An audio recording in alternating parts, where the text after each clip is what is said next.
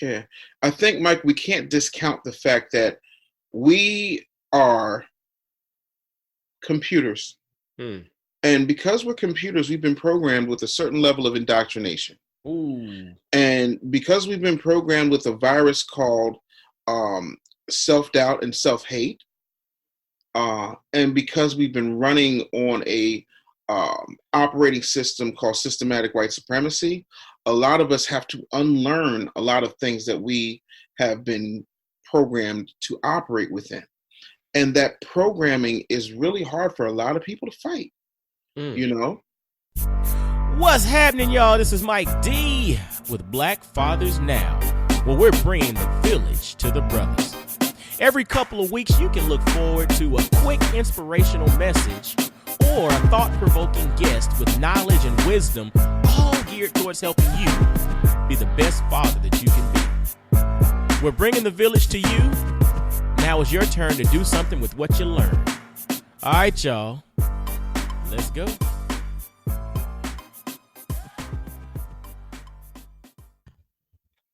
What's going on, fellas? This is Mike D with Black Fathers Now.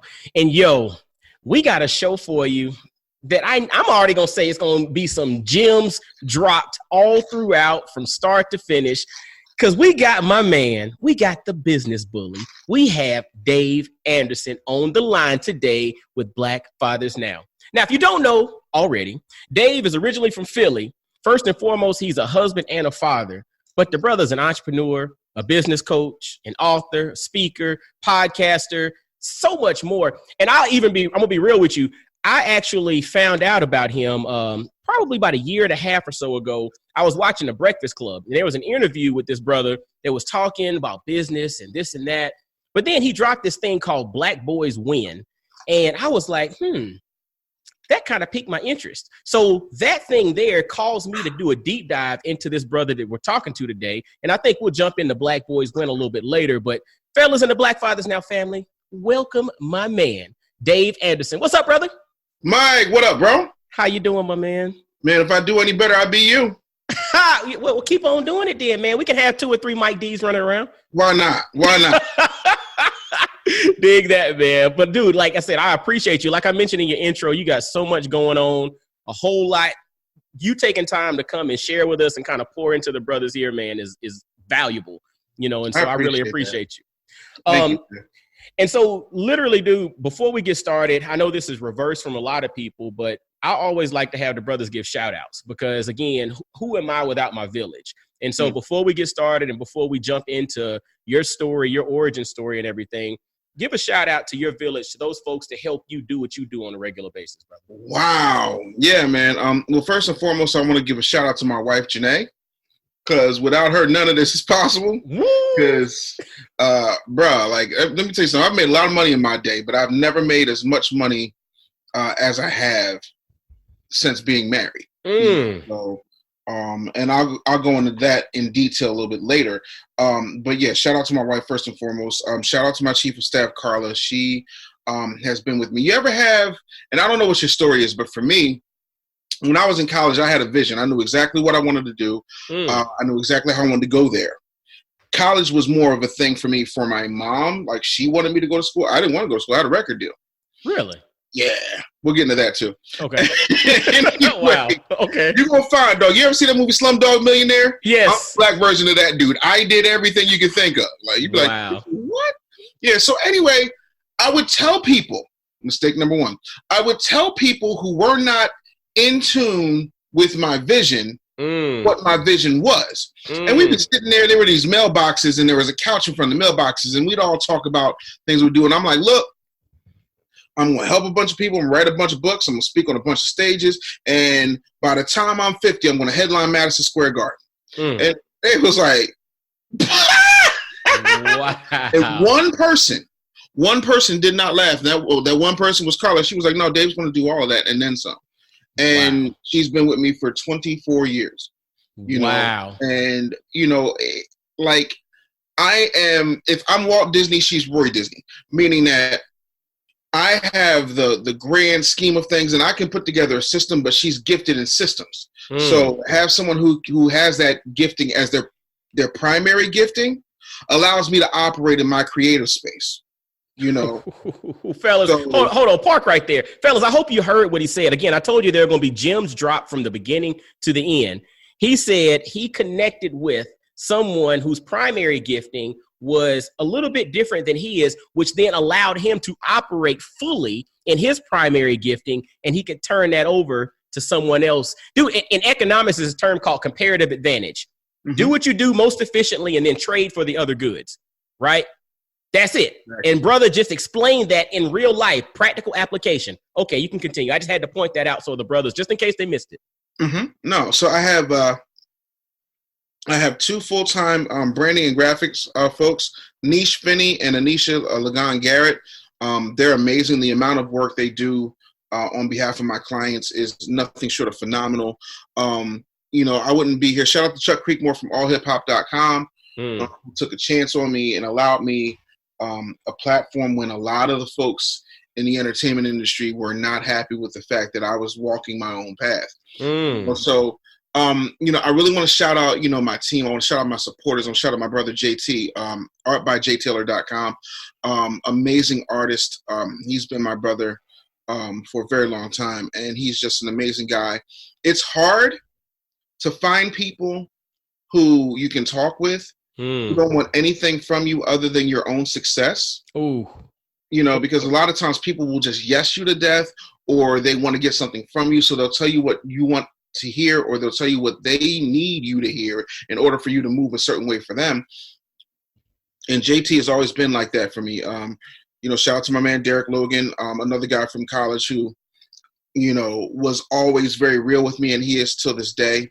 You know, we raise our kids together, like, you know, so that's very important. Shout out to my man Gary Vaynerchuk. A lot of people are shocked by that, but, you know, when you play at this level and you've never been at this level, you need people around you who have been at that level. In other words, what happens is with a lot of people, they become the blind leading the blind. Yes. They will listen to people who have never done what they're attempting to do, and somehow expect massive results. And I'm like, that's ridiculous. I'm not worth $500 million. Gary is. You know what I'm saying? And, you know, I'm doing well. I do okay. You know, but there's a level that I need to get to. So I need to be able to say, okay, where are the holes? What am I missing? What do you see? You know, and so you have to have people around you like that. You know, so those are my shout outs. I have a million more, but I'm sure you got questions. Yeah, absolutely. And I mean, fellas, I want you to pay attention to something he dropped there as well. It's the whole concept of surrounding yourself with folks who can actually help to stretch you. And I'll be honest, that is something I think that a lot of us struggle with, you know, and I've mentioned this numerous times, you know, guys that I have lunch with or connect with, even brothers who are like my elders, so to speak. What ends up happening is, you know, we sit down, we have lunch, and I pour into them, and I'm stretching them and helping them to think about things differently and approach life from a different angle. But then I also throw it back and I'm like, look, I need somebody that can stretch me as well. You know, it's that whole concept of when you feel, and it's not an arrogance thing, but that moment where you feel like you're the smartest person in the room. Some people enjoy that. I don't, because I know that I'm not growing. I'm not being stretched. And, you know, for instance, like with a podcast episode, I mean, you one of the fathers of this podcasting thing from back in the day as well. And one of the things that is interesting is, like, you know, I asked for feedback, and 99% of people, oh, that was a great episode. Oh, man, that was awesome. And I have to specifically go, dude, where could, you know me, where could I, that's something I could improve upon. Mic drop. But I'm asking, I'm like, dude, where can I improve? You know where I'm gifted. You know where I'm talented. Where can I improve upon this thing? Don't just tell me it's good. Don't pat me on the back. I don't want that. I want to be better. So that's the challenge, I think, that a lot of, especially brothers, especially black men face. And one of the things I wanted to highlight is the fact that you mentioned Gary Vaynerchuk. And Gary is not a brother, right? No. If you didn't hear the name Vaynerchuk, you would not, you couldn't put two and two together. We got another conversation we need to have. But the thing that's interesting about that is sometimes you have to step outside of your realm, step outside of your comfort zone, step outside of your normal to get those people who will help to stretch you and show you things that, you know, that you haven't seen yet or where you're trying to go. And so pay attention to what Dave dropped. Again, that's a gem that you might have overlooked as well. opening up your world to see things in a different manner, maybe by somebody or maybe with someone who is maybe not even your contemporary. Yeah. And let me stop there for just a second. Mm-hmm. Okay. Listen, and I'm gonna say, I'm trying to find the right way to say this because I don't want it to come out the wrong way, because people who don't know me could take this the wrong way. Absolutely. So when I was coming towards the end of my radio career, I interviewed Tommy Davidson, and I asked Tommy Davidson, I said, Tommy, why is it that every time I turn around, you're in a Jim Carrey movie, but I never see you in a movie with any of the Wayans? Why aren't you in any movies with any of the Wayans? And Tommy paused, cocked his head at me a little bit. He thought for a second, and he said this, and I'm paraphrasing because I don't want to misquote him, but I'm going to give you what I got from what he said. Okay. And what he said to me basically was, listen, if someone continues to give you an opportunity, you're going to take it. And when other people don't, you can't force them. They set up their thing for them, and I had somebody put me in situations that worked for me. You got what I'm saying? I got what you're saying. So I would love to sit at the foot of Byron Allen, but maybe I'm not big enough yet. I would love to spend time with Damon John, and Damon and I have met. We have spoken, but just hasn't happened yet for whatever reason. I would love to sit down with Michael Jordan. Hasn't happened yet. Master P has been extremely gracious when I've spoken with him, and that's been very few and far between. But listen, I will take a lesson from the devil, because even the devil can speak truth. And like T.D. Jakes famously said, you eat the meat and discard the bones. You understand what I'm saying to you? Because this is not me, and I don't want anybody to ever think, because I'm blackity black. If you knew how Gary and I came to have a relationship, you would understand that I am so pro-black, it's scary. Absolutely. However, I am also pro-bottom line. I'm also pro-business. And it doesn't matter with whom I do business. It matters that I get those dollars. And when I get those dollars, they automatically morph into black dollars in my hand so I can then help black people. That's interesting. Yeah. You said something there, and it makes me think. I was listening to an interview. I believe it was, I think it was Jadena was doing an interview, and somebody was talking to him about this and about that. And he said his father told him that when you blow up a balloon, you blow up a balloon from the outside.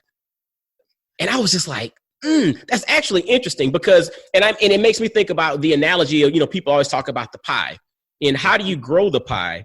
A lot of times we talk about a pie and we're just moving toppings on the pie from one side to the other. But how do you grow the pie? You got to bring in things from outside the pie itself for that pie to grow. And so it's interesting for that analogy to come to. But I guess the other part of it is we all have to be in a place in which we have the conscious or the ability or intellectual fortitude, so to speak, to be able to sift through and pull out the good stuff and discard the stuff that's unnecessary. Because a lot of us, I'm gonna be honest with you, I think a lot of people don't have that capacity. That's why they take sound bites and all of that and run with it, because they don't have the ability to sift through and realize, okay, a sound bite is just one sentence of a 30-minute talk. You know what I'm saying? Absolutely. And so maybe before you even open yourself up to all of that, you need to do not you, but someone listening needs to do like a deep dive into, how do you take and pull out what's necessary versus taking everything as law from somebody else, because everything's not going to be applicable. No. People tend to do what works for them, and they want the quickest path to feeling good. They don't want the quickest path to success, and those are two different things. Break that down. Explain that a little bit. I'll give you an example. And I love Puff. Puff is a Scorpio. I am one of the few people on the planet that actually owns a Puff Daddy rookie card. A Puff Daddy rookie card? It's one of my most prized possessions. I've lost birth certificates. I've lost wallets. I've lost girlfriends. I've lost, my mind. But I never lost that Puff Daddy rookie card, and I'm going to tell you why. Okay. Real quick, and then I'll get into what I got to get into. Okay. When I was in my junior year of college, Puffy was so innovative that people didn't catch a lot of the stuff that he would do. Before Puffy, nobody talked shit on remixes. Okay. You understand? So if you go back to the 112 remix, he said, I thought I told you that we won't stop. I thought I told you that. Like, there was a certain level of, I'm going to have my way, whether you see it or not. So when these cards came out, I was actually at the liquor store getting myself a 40. Don't judge me. I was a kid. It was half a life ago. Listen, I've lived. Bro. Okay. I graduated with honors, but anyway, there I like is. 40. Keep the party going. So I go, and I'm at the counter with my 40, and I look and I see these cards. I'm like, Bad Boy got cards, and I don't know who else was in the pack, but I saw the Puff Daddy card. I said, this is dope. Then as I took it back to my dorm and I examined it. He's wearing he's wearing the Kobe Bryant number 8 jersey. Okay. A pair of baggy jeans that are way too big for him, and some scuffed up dirty Timbs. Okay. Stay with me. The thing about that is, when you think of Puff now, you never catch Puff in a pair of dirty Timbs. You wouldn't catch Puff in a basketball jersey. You be caught dead, damn near a billionaire, who has grown and has evolved over time. You understand what I'm saying? I love what Puff has done with clothing. I love what he has done with music. I love what he has done with reality television. I really love what he's done with Revolt. Having said all that, when I saw that Revolt thing with all the black folks on it, oh yeah, that is feeling good versus success, because it was a soundbite war. Nothing got accomplished. That's all it was. 100%. Nothing got done. 100%. And that's the difference between feeling good and success. Success means that if my wife says, hey, I need to go do this, and I'm like, okay, well, go do it. I don't have to be like, oh my God, people are burning. How are we going to make this happen? That's success. It's not about impressing people. Like, bro, I wear wrestling t-shirts and t-shirts from black-owned companies. And, I wear sweats and jeans and sneakers and shit. I got my own sneaker. But the thing of it is, I'm not doing things to impress you with what perceived success is. I show you through results, and that's the thing. What was the result? Forget all the rah-rah, forget all of the pontificating, forget all the cute little sound bites, and this is no diss to anybody who was on that stage or who said what. It's more of a actual situation. There was not one problem solved.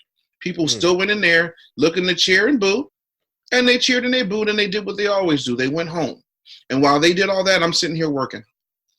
It's interesting, the concept of feeling good versus actually winning, or the concept of actually achieving success is extremely important, because, and I think that's something, fellas, listening into this, you really need to analyze. Anything that you're doing, anything that you're associating with, is it the fact that you're just looking to feel good? You're just looking to feel good, or you're looking to achieve success and actually change things? And the thing is, change doesn't always feel good. Change doesn't always feel good. Improvement doesn't always feel good. Going to the gym doesn't always feel good, but you can generate results, right? I mean, it's a difference. And I think, to your point, I think that's a really distinct, conundrum that we need to look into, to think about. Is it just about feeling good or sounding good? Because the other part of it is we like to sound good. We all want to sound like Michael Eric Dyson, using 12-syllable, SAT and ACT words and all of that, which is cool if that's your thing. If that's how you naturally are, cool. But my thing is, does it resonate? Or do people miss what you're saying because they got to pull their thesaurus out, for the in the middle of, no knock on him. I mean, I dig him, what I'm saying, but that's the facts, bro. That's it. It is what it is. Yeah. But so thinking or speaking of, success and kind of where you are now, there's always a backstory. And so brother, like, tell us, for those that maybe don't know, because I know you're completely open on social media and you shared literally everything. But for those that don't know, man, share your origin story, man. Talk to us about the birth of the Business Bully. Sure. When I was in high school, I went on a field trip and was bitten by a radioactive spider. And no, I started my career in radio and broadcasting at the age of 9. Wow. So that was interesting because I was a kid from the hood who just happened to luck up. And Curly Neal from the Harlem Globetrotters was impressed with the question I asked on a kid show. And he told the producers, yo, y'all should hire that kid. He's brilliant. Mm. They didn't know what color I was. They didn't know nothing. And with a name like David Anderson, like... Yeah, that's pretty, yeah. Sometimes it helps, and then when I show up, people are like... You was a brother. Can I help you? Dude, let me tell you, look, park right there. I interviewed a brother, this was a couple months ago. He actually emailed me, brother out of LA, and he was saying, hey, I enjoy your show. I'd love to be a guest, yada, yada, yada. And at the end of it, he said, my name is Mark Winkler. And I was just like, okay, this is not a brother. This is Black Fathers Now. I didn't even respond to the email for weeks until I happened to come across on social media and I saw a picture and I'm like, Mark Winkler's a brother. Hold up. So it was the funniest thing. I actually explained that in the beginning of the interview. I was like, dude, you almost didn't get a shot until I saw your picture because I saw the name. I was like, it ain't no brother in America named Mark Winkler. But there is a brother named Mark Winkler. Shout out, Mark Winkler. But anyway, go ahead, man. So yeah, 9 years old. Yeah. 9 years old. You became a professional in radio at 9 years old. Yeah, 9 years old. Wow. And so my life was different than the folks that were around me, even though I was in the hood every single day. Okay. And, I'm going to fast forward a little bit. So, I go through that. I do some TV stuff, get to college, still doing radio stuff. Then I wanted to graduate, went to jazz radio on campus, and then they shut all the students out of the jazz radio station.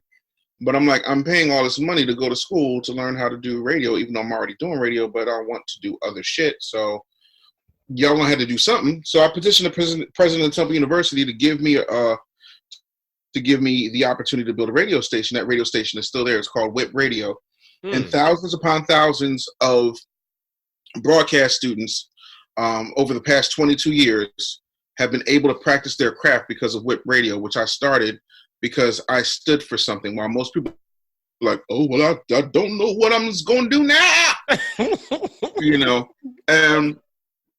I started moving in those directions. I wound up at Radio 1. I started as an intern, wound up producing the morning show within 4 months. Really? So hold on. So 9 years old, you just happened to ask a question to one of the Harlem Globetrotters who said, and told them, y'all need to hire this brother. You started honing your skills, went to college, and you were working in radio there. They shut it down, but then you petitioned to get a studio started at Temple University that's still in play today. Absolutely. Oh, wow. And then you started working for Radio 1 as a producer within 4 months. Yeah, well, I started working at Radio 1 as an intern, stacking T-shirts and getting coffee and shit. Okay. Then, in 4 months, I began to produce the morning show. That morning show wound up getting replaced with syndication. I did that morning show that morning.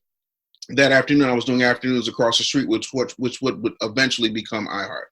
And that's where I hooked up with Wendy. That situation was interesting because, Wendy was like, yeah, you got to go. And I'm like, what do you mean I got to go? She was like, you got to fire your belly and ain't nobody going to move. Meaning that. Wow. Hold on. You got a fire in your belly and ain't nobody going to move. Yep. Wow. In other words, people would hold on to their spot so hard that they would try to block you. And having been blocked and blackballed herself, and you would have to ask Wendy this, and I haven't had a chance to, but I can only imagine that her thought process was, I'm not going to allow him to stay here waiting for a shot. I'm going to force him to go get one. Wow. Like we were talking about earlier, the concept of, you mentioned like sharing your dreams with people who couldn't see your vision. There was an example prior to that or after that someone saw the vision that you maybe didn't even explain to them. That is fascinating because for somebody looking at you to say, you got a fire in your belly and ain't nobody gonna move, I'm going to make you move so that you can then take off and fly the way that you need to. So it's like that whole connection of connecting with people who can understand your vision and basically supplement where you're not strong. But then the flip side, having those connectivities or having that connection to people who can see things in you that maybe you can't even see in yourself. Like, that is a blessing. That's powerful, man. No, you would not be talking to me if it wasn't for Wendy Williams, and I'll tell that to anybody. Wow.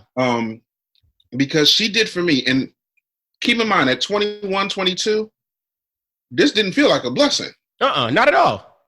I'm like, but I didn't. And you know, so I called my mom and I was like, yo, you know, Wendy fired me today. She's like, but why? And I'm like, I don't know.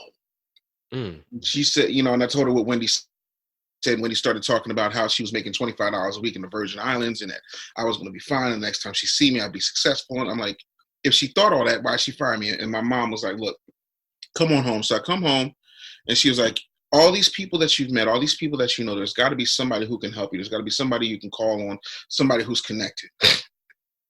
And I started firing off phone calls and emails, and I got a hold of Russ Parr. Mm-hmm. And Russ Parr in the morning. And I told, because remember, Russ Parr was the show that replaced my show at Radio 1 in Philly. Interesting. And I called Russ, and Russ says, send me your tape. So I emailed him my demo, and he calls me back. He said, are you willing to move? I said, yeah, I'm willing to move.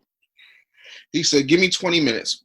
10 minutes later, Russ calls me. He says, listen, going down to Fayetteville, North Carolina, they want to interview you. You got the job. All you got to do is not go in there and be an asshole. Mm-hmm. And so I went to Fayetteville, North Carolina, and got that job. So, you know, it was like bing, bang, boom. So I went from Market 4 at the time. It's like Market 6 now. I'm retired, so I don't start my line. But I went from Market 4. Watch this. I went from Market 4 to Market 125. Wow. Look, not one step back. You took about 1,700 steps back. Yeah, pretty much. I took 121 steps down. Wow. And I was like, and I'm here and I'm looking. I mean, it's nightclubs with dirt roads leading up to them. Ain't no parking lot. It's all uneven. You go to the club to host, and I'm doing afternoons, and I'm looking at these people around me. Not that I think that I'm better, but I'm from the city, so I've seen things. These folks, I'm not trying to be funny. Mm-hmm. I done lived a good third of my life in the South, but I'm telling the truth. Look, and I'm from the South. I'm from Augusta, Georgia. I live in Knoxville, Tennessee right now. So, bro, I understand the South. I mean, now we've developed now. Don't get it. Oh, absolutely. I mean, don't get it twisted now. Don't get it twisted. But you know, you go back 20 years. Oh yeah. Okay, we got you. All right. So I was like, yo. You know, I was like, this is some kind of punishment. I don't know what kind of penance I'm doing. But I get there and I do my job. I'm doing afternoons. And if you get a 15 share, meaning 15% of anybody listening at any given time, you're doing well. In afternoon drive, I had a 46 share. Wow. So I was murdering everybody. And guess what happens? The radio shut down? No. Russ Parr was getting more stations. So Russ got more stations. So the program director was also the morning show host. Okay. And when they put Russ Parr in at that morning slot, he just decided that he just needed to be on the air. So he was going to do afternoon drive. Wow. So here I was again. Tail between my legs. Wow. So I head back up to Philly. I'm like, fuck radio. Fuck it. I'm done. Wendy Craig, I'm done. So I wind up working for a small company called PromoWorks. PromoWorks had one client, and that client was a product that nobody had ever heard of, was scared to death of, nobody want to touch it. They didn't know what was in it. They thought it was some kind of drug, and it wasn't. And what was happening was they would take these trucks and they would give people samples of this drink. And some folks dug it, some folks didn't. There were reports of people being all cuckoo and jittery and whatever. And, you know, it was a thing. And they would get all these cute girls to do this. So here they hire my big hefty ass. And I'm like, y'all are working way too hard. Y'all going to office buildings and this stuff. I said, no. Here's what we're going to do. First thing we do, we're going to go to the radio stations. and we'll give this shit to all the DJs. Okay. Then we're going to go to the strip club. We're going to give it to all the strippers, and then we'll give it to the DJ. Then we're going to go to every bar and every bar inside the strip club, and we're going to start creating some cocktails with this shit. Everybody there was like, cocktails? You're crazy. All we got to do is ride around. I said, no. Like, if you want this shit to hit, we got to start creating cocktails. And so that's where we did. So long story short, if you've ever had a Red Bull and vodka, you're welcome. What? Whoa! Hold up! You know, I knew you were gonna go to Red Bull and it was the funniest thing. I went to Georgia Tech. I finished Georgia Tech in 2002. I can remember this was 2001-ish. I want to say when Red Bull. Okay, so I remember we were in this thing called the SAC, was a student athletic complex, playing basketball or whatever. We were out there playing basketball, and there was this promo thing came up. They had these little skinny cans of soda called Red Bull. They were giving them away. You're on a college campus. We were like, bet, give them here. I remember me and one of my homeboys, we drank about 3 or 4 of them, just like back to back to back.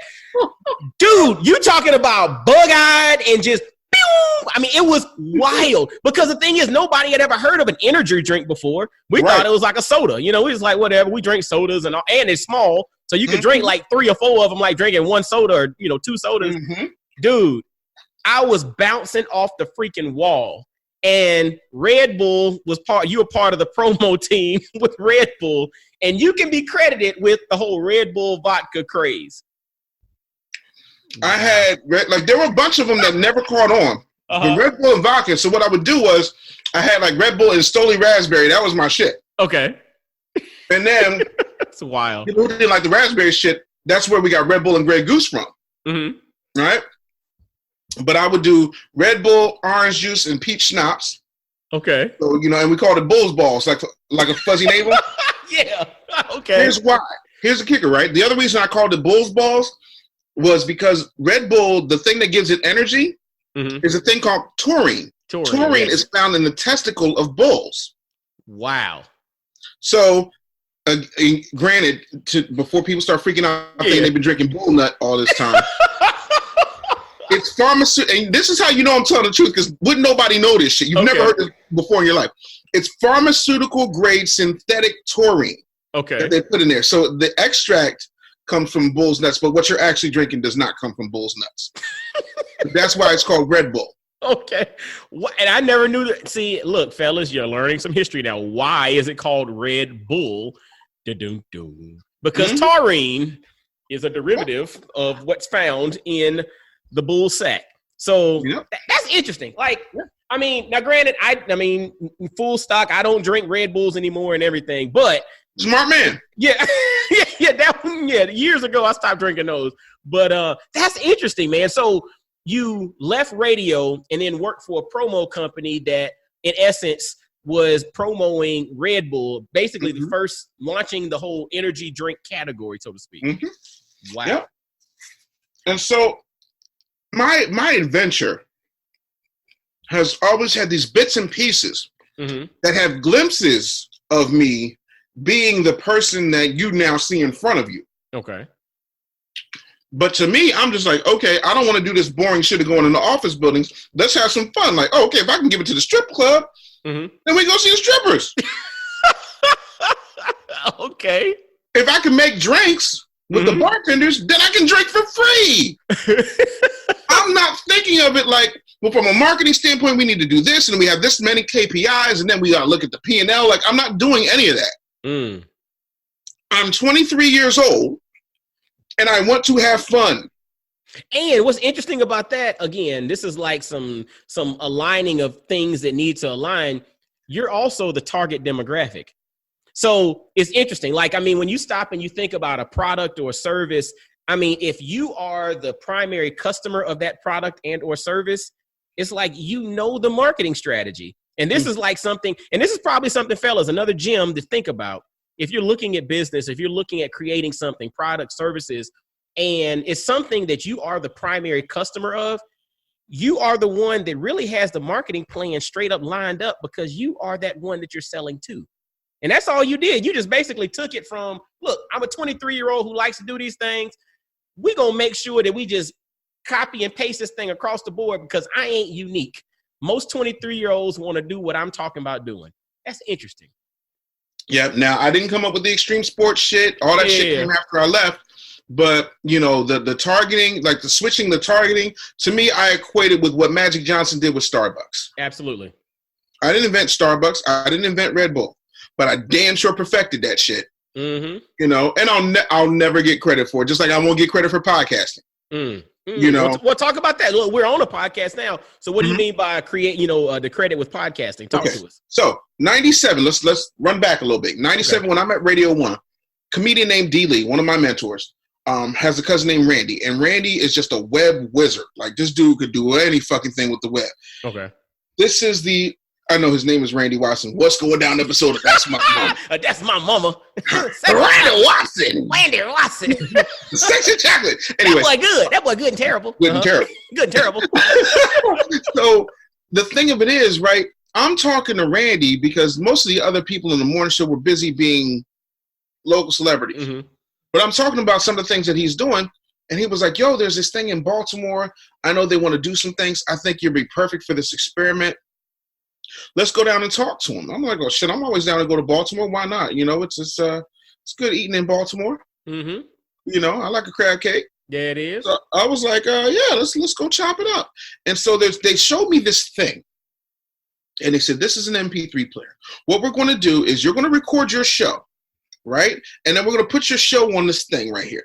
I'm like, that's a computer. I know what a computer is. No. This isn't a computer, Dave. This is a server.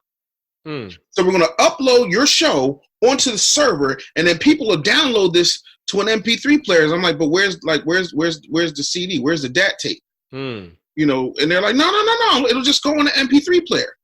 And so they gave me an MP3 player, and I'm like, oh, okay. So, and I was like, okay, but we got to explain it so it makes sense to somebody. I said, so we should call it something like on-demand audio. Okay. And so that's what we called it. We called it on-demand audio. I had my show on there. And because I was connected, like the people I had on my show, and it was interesting because nobody ever had a show on the internet like this, where it was hip hop and celebrities and a countdown and a mix show.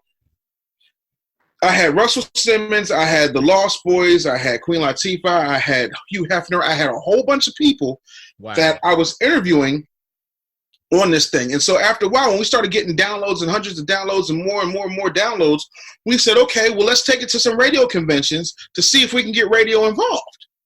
So I go to the radio convention, went to a very big one. I will not name it. Okay. And there were some radio icons there who I will not name. Gotcha. And I said, hey, y'all, look, this thing, MP3, and downloaded this, that, and the third, and this, that. And they was like, get out of here. How am I going to mess with that? Look, people just now getting dismissed. Man, nobody want that. If I can't understand it, I can't mess with it. We go invest in satellite if we invest in anything outside of terrestrial radio. Wow. Hold on. 1997. Now, if you do your math, you realize that Jobs did not come up with an iPod or anything like that until 2000, 2001. So, in podcasting term, meaning iPod, casting on-demand audio in the form of an iPod as the MP3 player vehicle didn't happen until about 2002, 2003. So I'm 5 years ahead, bare minimum, of any type of anything. The same way they won't give Latimer credit for the light bulb, they might talk about the filament, but if Edison invented the light bulb, then why did he need Latimer to do the patents? Wow.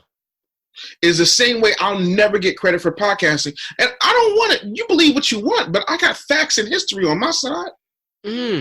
That's, and it's interesting. And it thinks, the concept of innovation, right? Like, and it goes back to what you were saying earlier about how people can't understand your vision or people squash your dreams because they can't see. I mean, it's your vision because it's your eyes.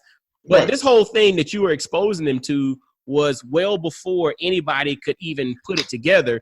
And it almost sounds like the whole story behind Kodak and the whole digital camera scenario, where film and Kodak, these companies could have owned the whole digital market in regards to taking pictures, but they were like, nah, everybody's going to stay in film. They're like, all right, bet. And what happened to Kodak when they could have been on the front end of it? Bye-bye. So the same scenario kind of happened there. And it's interesting that everybody then jumped in on the back end, but wow, you were exposing these major radio players at the major conference to this thing called podcasting 5 years before podcasting even became a thing. And it's still never reached critical mass until it's not even fully a critical mass yet. It's getting there. But even to just a couple of years ago. So, dude, that is, that's, and so what was interesting though, is like you had a lot of so radio and audio and communication seems to be the gift that was shown early for you, you know, at the age of 9 that you kind of doubled down on. You moved into marketing in between the whole radio gigs and whatnot.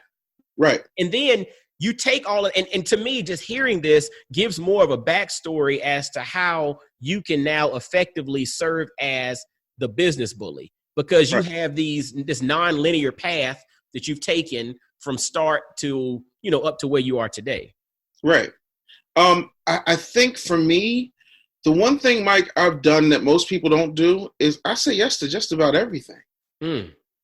Here's the thing. I got nothing to lose. You know, my daddy used to say the reason that he was able to get with my mother, and my mother to this day is a very, very beautiful woman, was that he knew that most beautiful women don't get talked to because most men are too intimidated or automatically assume that they don't have a man. Wow. You know what's interesting about that? That is actually true. When you back in the single days, because I'm a happily married man now, but back in the single, come on, Doc. But back in the single days, I mean, that was it. I mean, everybody would talk to that, 4 to 8, but that one is like a bona fide 10. Folks were scared to shoot their shot. And so, and then if you sit down and talk to that 10 would tell you that, I wish a brother would come up and holler, but we automatically assume. And what's interesting about that? That to me just kind of leads to the notion that we have to shoot our shot. You know what I'm saying? We have to also be confident in who we are, that no matter what a person appears to be, if you're confident in what you bring to the table, that confidence should lead you to know that you're bringing something valuable. And as long as you're bringing something valuable, again, it might not be the same value that somebody else brings, but it's valuable to someone else. And so walk in that, walk in your purpose, walk in your gifting, walk in your greatness, and shoot your shot. Yeah. I think, Mike, we can't discount the fact that we are computers. And because we're computers, we've been programmed with a certain level of indoctrination. And because we've been programmed with a virus called self-doubt and self-hate, and because we've been running on a operating system called systematic white supremacy, a lot of us have to unlearn a lot of things that we have been programmed to operate within. And that programming is really hard for a lot of people to fight, And so it's disheartening. I'll give you a real world example. If you look at my personal Facebook page, and I do a lot of fun stuff on my personal Facebook page because it allows me to reach certain people at a certain time. Once a month, I'll do this thing where I just grant wishes. That's how we came. Look, to be completely transparent, just to validate that, that's how we're here. You put that out the other day, and I was in the feed, and I was like, hey, I'd love for you to come on Black Fathers Now and share your story with the brothers. So yes, that's what this is. That's how this thing started. But if you go to that feed, Mike, what was funny was you kept seeing a recurring theme, even though I said, don't ask me for money because I ain't giving you. I started my company with a $12 GoDaddy website and a dream. It was a shitty website, but I'm good at code. But it's a start. It was a start. I was really good at code. There you go. See? I had a rock DJ teach me how to code while I was doing radio. So I would put in a couple of long records and shit, and I'd run over to the studio and he'd teach me how to code, or he'd come in early that day and he'd teach me how to code. And that's how I learned HTML and Flash and all that shit. Wow. Yeah, like crazy. But here's the thing. Everybody kept saying, oh, I want marketing. I want promotions. I want paid speaking gigs. And I'm like, okay, cool. Where's your tape? Where's your website? How many people on your email list? What you really want is for someone else to put you on when you've not put yourself in the position that you need to be in order to achieve the result that you claim. you claim you want. You know, oh, dude, I'm gonna tell you, because that's something I think needs to be expounded on a little bit, because you want somebody to put you on, but the real deal that you can do for a lot of folks in that case is to call their bluff. Because the reality is you want to be put on, but are you ready if somebody were to say, like, okay, bet, next week, come get on the stage? Whoa. Hold up, man. Now give me 2 months to, give me 2 months to kind of work out some material and, you know, you start having that fumbling. But at the end of the day, you want somebody to put you on, but are you doing the things that are necessary to get put on and actually succeed when that opportunity presents itself? And I think that, to your point, is what I think that's kind of what you're saying, in the sense that folks want people to do the work for them and they think that it's easy. But then hearing your backstory, I mean, this is what, 25 years in the making. You know what I'm saying? This is not something that just, you know, you decided, oh, I got something to say, and you just start talking and people pay you to do this and pay you to do that. There's a backstory here. You got to go through the process. 31 years of my life. Wow. 31 years of my life and counting. Wow. You know, so to put that another way, 75% of my life I've been doing this. Right? But people compare my chapter 31 to their chapter 5. And that is a problem. And what hurts is, like, I'll give you a real, like, 'cause you touched on something, I don't want to lose it. Okay. You know, when you said that people, you know, just don't want to do the work. When I say that I'm the worst thing, you should hear the amount of splaining that happens. Splaining. And that's what it is. It's splaining.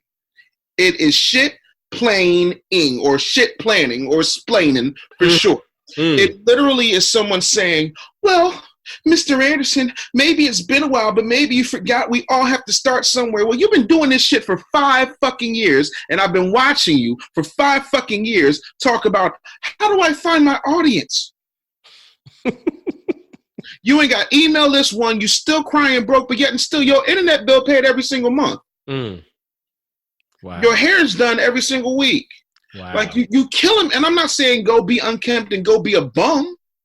What I'm saying is invest in yourself at the level that you want someone else to invest in you. When people come, and let me tell you, I'm gonna be full disclosure here. I think most people know, and if they don't know me, they know by just listening to the way that I operate, just from this. Working with me and my team is not cheap. Like, you're gonna run me an Ultima. That's the only way the simplest way I can break that down. You're gonna run me an Ultima. Absolutely. You know, the difference between me and a lot of other people is they'll throw you into some videos and stuff like, no knock against Robert Kiyosaki, but you ain't seen Robert Kiyosaki at any lecture. You're not going to do it. His team shows up. Absolutely. Same thing with Damon. His team shows up. With me, you're getting me and my team. And I talk to all of my clients individually every single week, more than once a week. Because I have systems in place, so I don't have to do everything myself. I'm not addicted to my labor. I'm addicted to revenue and results. Wow. Right? So when people tell me, oh, well, you didn't work and you're not doing this, and then I start running down these here receipts. Well, I have a separate program that shows me when you've logged in to the stuff that is recorded. I also see how many times that you come to Q&A. I see how many times you come to office hours. I see how much you post, how much you don't post. And then I run all those things back to you. And I'll say, who failed who? Because this person over here is making $130,000 a month. This person over here is making $80,000 a month. This person over here is making $30,000 a month. And you ain't made a dime yet, but then why is it that you're never here? Why is it that nobody knows who you are? Why is it that you're not in the conversation? But you want someone bigger to blame. So you'll hop from coach to coach to coach, like Frogger hops from leap pad to leap pad before getting run over by a Mack truck, so that you can have someone bigger to blame while you're not where you want to be. And the reason you're not where you want to be is because you refuse to actually do the one thing that you want to circumvent, and that's the fucking work. Wow. So, whoa! I gotta get this out. Hold your thought. Come on with it. I am a very proud Black husband. I am a very proud Black father. I'm a very proud Black brother. I'm a very proud Black son. as a black man, and as a black man in business, not a black man in black business, but a black man in this America doing business, I got issues with a lot, not all, but 96% of my clientele are black women. Why? You want to know why? Why? Because a lot of brothers don't want to hear instruction from another brother telling them something that they feel they should already know. Ooh, dude, can I tell you, you like, that's interesting. It's factual. That's factual, and that's interesting. And because it was something when you were kind of listing your shout outs initially, you know, for the first, outside of, you know, obviously your wife and kids and everything, the first few people that you mentioned were all ladies. All black women. All black women. Yep. Wow. That's interesting. Here's the thing, bro. Mike, I created Black Boys Win for two reasons. Number one, I want my daughters to have good young men to date. Absolutely. Number two, I didn't see a lot of me running around when I was a kid. There was only a couple other people I know who I could see were like me or on my vibe or on my wavelength. Is that clear? Yeah. So I figured if I could reach more young black men, I could create more young black geniuses, more young black young black men on the path to entrepreneurship, more young black wealthy men, and that's what we're striving towards. But what bothers me is that, there's a scene in Lean on Me with Morgan Freeman. He says, "You know what that guy's saying right now? Old black bastard can't throw me out." You know where he's saying it? Out in the parking lot, meaning that a lot of times brothers, because of their own egos or their inability to take instruction from someone who's been where they're trying to go, prevents them from getting the information. Remember, I started this conversation off by saying I'll learn from the devil if you tell me the truth. I'm not that arrogant where I can't learn something. I learn every single day. You understand what I'm saying? I read 104 books a year. That's 2 books a week if you're counting. Because I need to listen. Warren Buffett will read, I think like a book a day or something like that, or a book a week or something like that. And I'm like, I need to read too, because Warren Buffett bought Coke and didn't change a damn thing, but for every 8-ounce serving, he added a penny, and that made him $30 million a week just by that one thing. Wow, you see what I'm saying? Like, we got a problem, especially, and my wife says this, and I agree. She said, if you were white, would nobody have a problem? And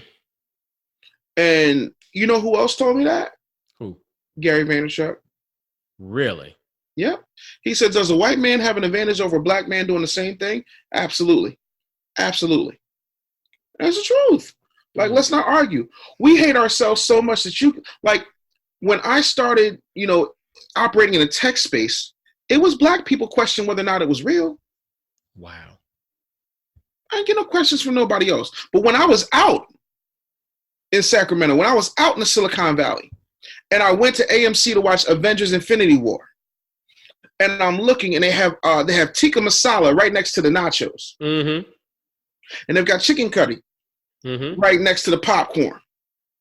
And they got first-run Bollywood movies playing in an AMC theater next to Avengers. Wow. You know what that tells me? That the Indian community knows what the hell it wants, and they're going to get catered to. When the last time you seen black folks catered to like that? Anywhere in America. I'll wait. Wow. We are not together on shit because everybody wants to be the leader. Everybody thinks they got the answer. Everybody want to be a know-it-all. Bro, I just wanted to be a trash man. I ain't asked for this shit. But that's what I'm called to do, Mike. So I get a stick in my craw. I get a bee in my bonnet when I see brothers who really could be making it happen, but they scared as fuck. While the sisters are out here winning. Now let's talk numbers. Let's take Dave Anderson's experience all the way out of it. Okay. Fastest growing sector of businesses in America is what? Black women. Black women. Majority of minorities in the C-suite in corporate America are who? Black women. Thank you. Where the brothers at? Wow. Fellas, this is real. Because, I mean, you can name them. I'll name them for you. Damon John, Robert, what's his face, who paid off everybody's student loans. Yeah, Byron Allen, Master P, Jay-Z. I'm trying to think who else.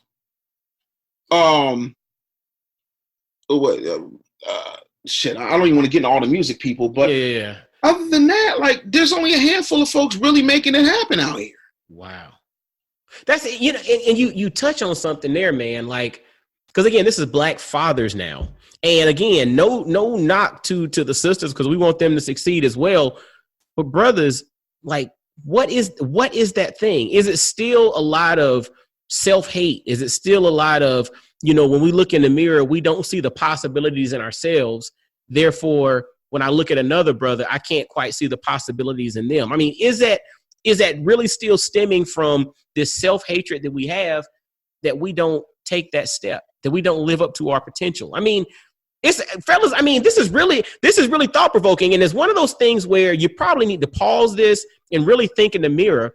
Am I living up to my full potential? And if not, why? Real talk, like, fellas, like, real. This is to you. I know ladies listen to, because they like to hear what we're talking about. But always, they the smart ones on that. Yeah, there you go. Mm-hmm. But real talk, man. Why? Why is it that we are not living up to our full potential, and we see it? It's like you come in contact with brothers all the time, and you see the potential. You like, dude, all you got to do is X, Y, and Z, and it's like a rocket ship. I see it all the time. I spoke with a group of young men today at a middle school. I'm just like, some of these brothers can literally, I'm talking about, change the world. Change the world. But they got to believe it. But on the flip side, because of the systemic stuff that's going down, we also, as Black fathers, as Black men, need to pull our weight in the sense of encouraging them along the process, because we know that there are all these forces that are pushing there, and start early, like with the concept of Black Boys Win. Mm-hmm. And I mean, speaking to that, talk to us a little bit about Black Boys Win. Like, what exactly specifically is Black Boys Win, and what is your goal with that? I wanted to create something that I didn't see. Let's talk. And I need to preface this, and sometimes I apologize if I'm taking up more time than you have. Man, brother, this is your story, so we're good. Let's roll. I got a lot on my heart, and I don't know how much time anybody has, let alone myself. So I want to try and get this out and be as effective and as clear as possible. My mother was an award-winning teacher, 2 or 3-time Teacher of the Year finalist for the city of Philadelphia. My grandmother was a teacher. My stepfather was a teacher. You know, I got aunts and uncles who are teachers. I was teaching at the college level when I was in undergraduate in college. I'm not knocking education, but as the product of educators, I can say with a clear conscience that the education system is broken. The same way as the son of a cop, as the son of a federal law enforcement agent, as the brother of a cop, as the nephew of law enforcement agents, I can say that the police system and the criminal justice system is broken. I can do both things. So when I say what I'm about to say, I'll prove it to you. Now, you and I have never had a conversation, correct? I think we had one phone conversation. One phone conversation other than this, right? But you would not say that I'm your best friend. You and I talk all the time. Yeah, correct. You did not prepare any questions with me beforehand, right? No, not at all. Not at all. So I'm going to ask you a real question. Okay. What class, from the time you are in kindergarten to the time you got to be a senior in high school, taught you how to write a check? Now one. Okay, wait. What class taught you about the importance of growing, developing, and maintaining your credit score? None. What class taught you about entrepreneurship? 0. Okay. I don't know, they might have had it where you are, but in 10th grade, a few things interesting happened to me. I'm getting the Black Boys Win, but I got to give you the foundation. Yeah, give it to me. A few things happened to me. I played 7 instruments. I play every brass instrument but the trombone. I also play the bongos. So 8, technically. I I was in all city band, all city orchestra. I was in the marching band. I was in all city choir. Sang backgrounds for Levert and Teddy Pendergrass. I'm one of the youngest people to ever re-record the Twist with Chubby Checker. There's a lot of shit. We didn't even get into half of this, but okay, keep all on. this shit is verifiable, but it sounds weird as fuck. Okay. If you go to VH1, if you go to Teddy Pendergrass's VH1 Behind the Music, you'll see me standing there with big old glasses and a bow tie. Funny shit. Anyway, wow. 10th grade, they cut all that shit. No driver's ed, no wood shop, no metal shop, no painting certification, no plumbing teaching, no type of skills, nothing that could actually help you get a leg up, because the truth of the matter is most skilled laborers can become business owners and maintain through any type of economic downturn, which we're on the verge of, contrary to what people are putting out here, faster than someone who has a degree. Also, if in fact the education system in America, regardless of color, if the education system in America was complete and perfect or even good, why are we 27th in math? Why are we 24th in reading comprehension? And why is it that people who graduated from MIT, Temple University, Harvard, Howard, Yale, Brown, University of Pennsylvania all look like assholes on a little show called Are You Smarter Than a Fifth Grader, hosted by John Cena? If education was what it was supposed to be, you can't, and I said this on the Breakfast Club and people looked at me like I was crazy. You cannot get freedom from the people who choose to oppress you. So why would they give you the tools to educate you? You think because they allowed you to read that all of a sudden you're going to get it? That's why every single year, no matter where you are, come February, it's, wait for it, Martin Luther King, Harriet Tubman, Rosa Parks. And if they're feeling really froggy, you might get Sojourner Truth and Frederick Douglass. But you're going to get the whitewashed, blanketed versions of that. So I created Black Boys Win so that there was a place that people could learn certain skills. And not just the fun stuff, because even though we had a STEM part, I got rid of it, and I'm going to tell you why.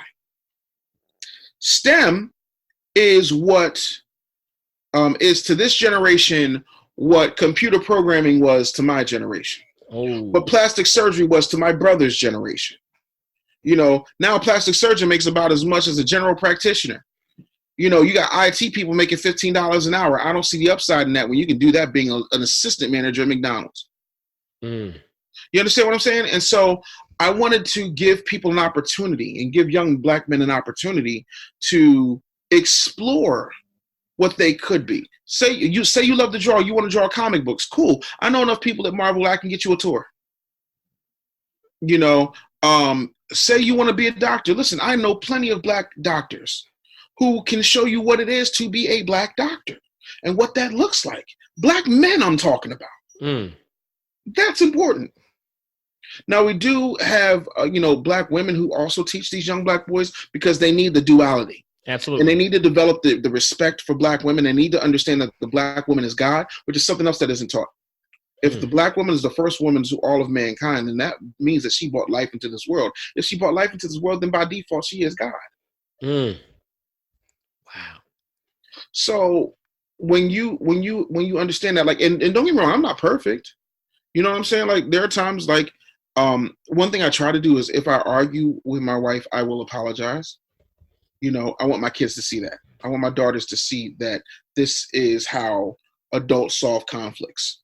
I want my daughters to see that those things are happening. So I created Black Boys Win so that you got something supplementary other than the bullshit that you're getting. Because I'm sorry, real quick, without Googling it, what is the Pythagorean theorem?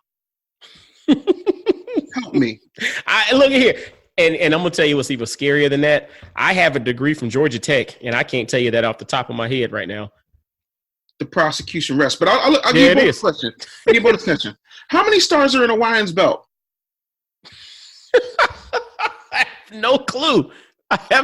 Stars in Orion's belt. Yeah, how many stars in Orion's belt? I can't tell you. Why the fuck would you need to? Now watch the ill shit. A lot of times the things that you need to know, they'll put in things that you're not even paying attention to. There's a doctor named Dr. Sari Thomas who taught me this in college. It's called cultural lagging. In the mid-90s, they were doing a whole lot of shit. There was this thing called Dolly the sheep. And Dolly the sheep was the first clone sheep. Now you got clone meat sitting right next to the regular meat and you don't know the difference. There are a bunch of movies about, the world coming to an end, a black president being in charge, deep cover, total impact, shit like that. Mm-hmm. Pay attention. They'll constantly put these things out into the lexicon. When I was a little kid, I was 11 years old. I'll never forget it. There was a movie called G.I. Joe the movie. Right? Mm-hmm. You also had the advent of Serpentor taking over Cobra because Cobra Commander just wasn't getting the job done. Peep game. So what do? They take the DNA from Alexander the Great. They take the DNA from Napoleon. They take the DNA from Hitler. They take the DNA from all the evil bad guys ever created, and they make this one dude. And the first thing, his first act, other than demoting Cobra Commander, was simply this. He wanted to create a machine that could manipulate the weather. So the first thing they taught you was about deoxyribonucleic acid, DNA. I knew about DNA 6 years before the OJ trial. Wow. Because of G.I. Joe. I also knew that it was possible to fuck with the weather with satellites because of G.I. Joe. Then you fast forward to my oldest kid's age and they come up with Cloudy with a Chance of Meatballs. Then they got a movie called Geostorm where they talk about controlling the weather with satellites. But, don't let me put on my tinfoil hat because, nothing is designed. That's why when you turn on TV, you never see a straight black man with a straight black woman on television unless said straight black man is a buffoon or the straight black woman is mixed. Go ahead. Name me a show. Name me a show with a solid straight black man that is married to a straight black woman who's not a buffoon. Messaging. Dude, and because the concept that you talking about how everything is there, but a lot of times the stuff that you need to know is hidden is so powerful. Like that in itself, the stuff that you need to know is hidden. But brothers, because that's the case, we have to be open and we have to be aware of that and be seeking what's the message behind it. Pretty much you need to look at everything kind of like a math word problem from high school. You think about the math word problems from high school, it would be like 4 paragraphs worth of stuff.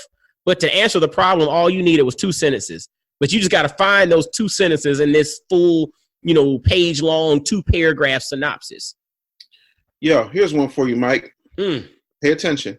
When I was going to St. Ives, I met a man with 7 wives. 7 wives had 7 sacks. 7 sacks had 7 cats. 7 cats had 7 kittens. How many people were going to St. Ives? You. 1. Die Hard 2. Most people can't catch that. But that's what they do. That's what they do. They give you so much. They dazzle you with bullshit. And you're so caught up in the bullshit that the simplest answer is usually right in front of you.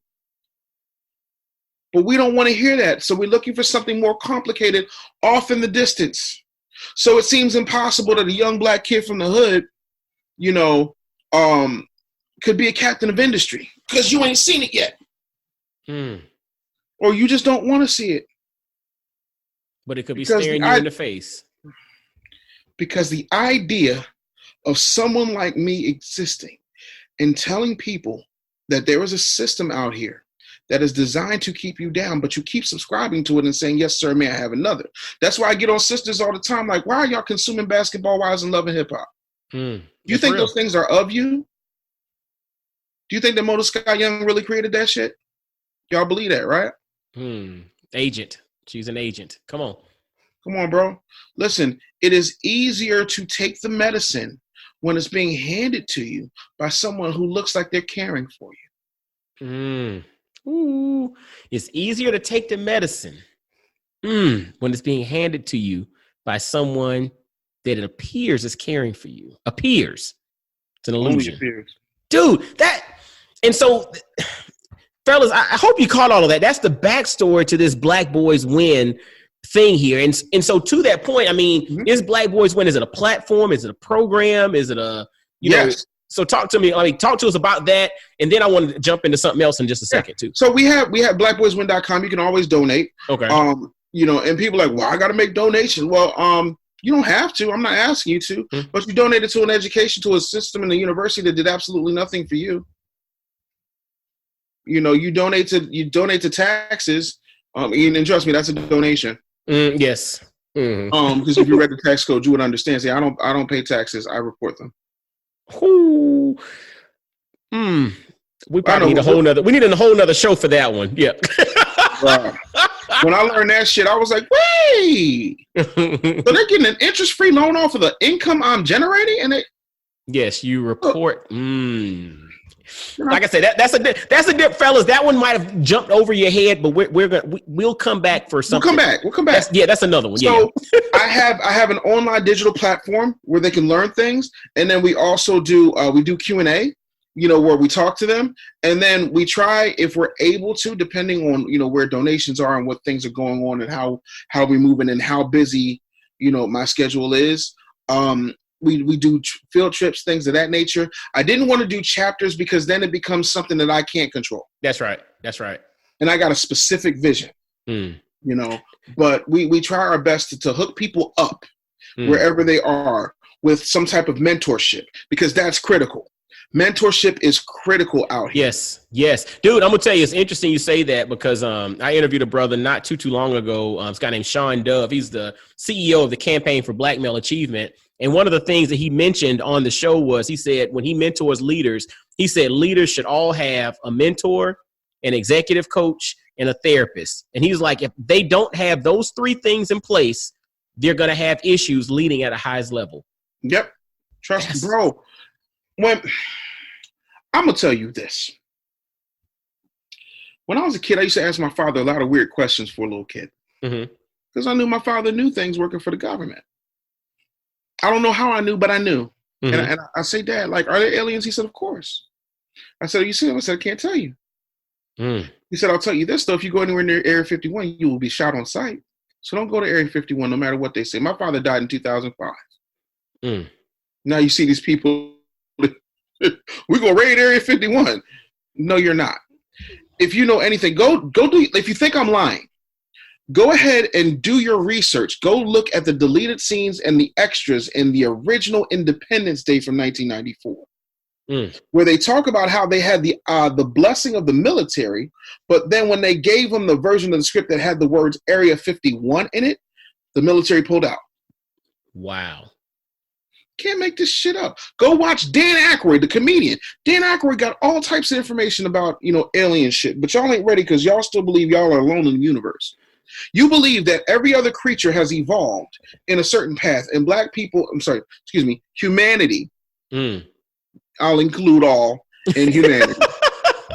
Anderson slip there. No, there you go. It was accordion. It was Anderson. It was Anderson. It was an Anderson slip. Humanity went from caves to the wheel to a unicycle and a bicycle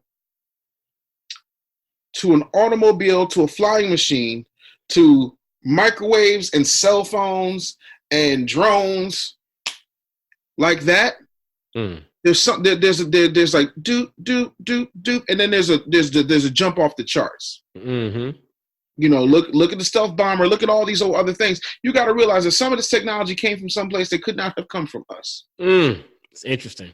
Now, here's the other shit that's really going to fuck your head up. You know how they said that Egyptians didn't build the pyramids, aliens did? We the aliens. We the aliens. And let me try it a different way. Yeah, I'm about to say, because I'm from Augusta, Georgia. We start, and I went to college in Atlanta, so you start talking AT aliens. I'm like, you ain't talking about the AT aliens. I ain't talking about 3,000. You ain't talking about 3,000. You talking about 3,000. Interesting. Look at it like this. Interesting. Look at it like this. All life started where? In Africa. Okay. All right. The pyramids. They're not machines that can replicate those pyramids. It's 2019, 2020, bro. How is it they're not machines that can replicate these pyramids? The mathematical equations, the way that they're laid out, man could not have at that point done that. But we did. We created mathematics. We created algebra. Listen, you know we created the fucking umbrella, bro? Wasn't no rain in Egypt. It was the shooters from that hot ass goddamn sun. Now, some of us, when I say us, I mean humanity. Gotcha. Okay. They crawled out of the primordial ooze and went from Neanderthals and all the other shit, and they was in caves because they don't do well in the sun. How you gonna build pyramids if you don't do well in the sun? Couldn't have been them. Wow. Skin of bronze, feet like wool. Oh, biblically, Ezekiel saw the wheel. Go read what that wheel looked like.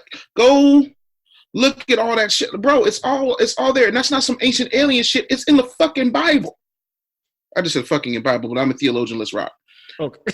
But seriously, bro. Wow. Like, you got to look at it logically and say that there's something out here bigger, bro. Listen, if we circumnavigated the world way before Magellan, if you look at books like They Came Before Columbus or Before the Mayflower, you would understand that we are the original Native Americans. Wow. If you understood who you were, and that if in fact we are carbon-based life forms who get our energy, we perform better when we're outside. Why you think they got us to be slaves? So if you understand that as carbon-based life forms, and the sun in and of itself is a ball of gas that is made of what? Carbon. The diamonds in my ring came from crushed what? Carbon. And from into the earth we shall return. So if we're made of the same stuff that is made of diamonds and the same stuff that is actually carbon, and the sun is a carbon-based life form, then we are the aliens. Come fuck with me. Wow. I'm just saying, bro.